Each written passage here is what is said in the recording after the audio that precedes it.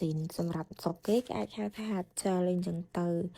ហើយនេះអ្នកទាំងគ្នាអាចមើលបានជាក់ស្ដែងការអបចលរបស់ខ្ញុំគឺខ្ញុំធ្វើការអបនៅលើកញ្ចក់ស៊ីនយើងរុញគៀនអបតិចមកហើយយើងគៀបែបហ្នឹងគៀជក់បែបហ្នឹងគឺជួយឲ្យការធ្វើកញ្ចក់របស់យើងអបចលហ្នឹងវាងាយស្រួលក្នុងការអបហើយកញ្ចក់នេះសម្រាប់អ្នកដែលគាត់មានកញ្ចក់ខ្លីហើយគាត់ចង់បានប្រភេទជាកញ្ចក់មូលអ្នកទាំងគ្នាយើងធ្វើការរុញគៀវាបែបហ្នឹងបើសិនជាយើងអត់គៀសងខាងវាទេគឺវាអត់ទៅមូលល្អទេអ្នកទាំងគ្នាហើយ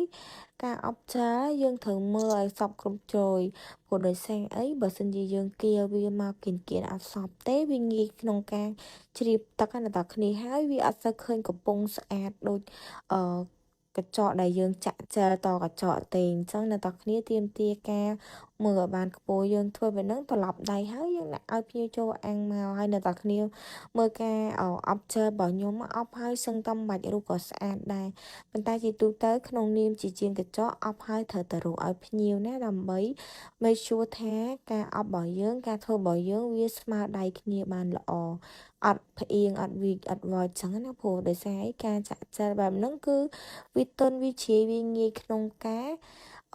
វាអញ្ចឹងយើងអាចរុះបន្តិចទៅដើម្បីបញ្ជាក់ថា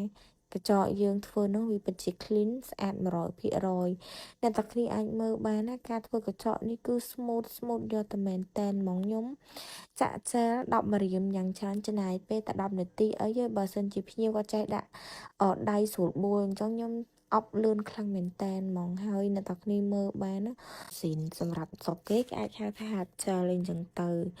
ហើយនេះអ្នកទាំងគ្នាអាចមើលបានជាក់ស្ដែងការអបចលរបស់ខ្ញុំគឺខ្ញុំធ្វើការអបនៅលើកញ្ចក់ស៊ីនយើង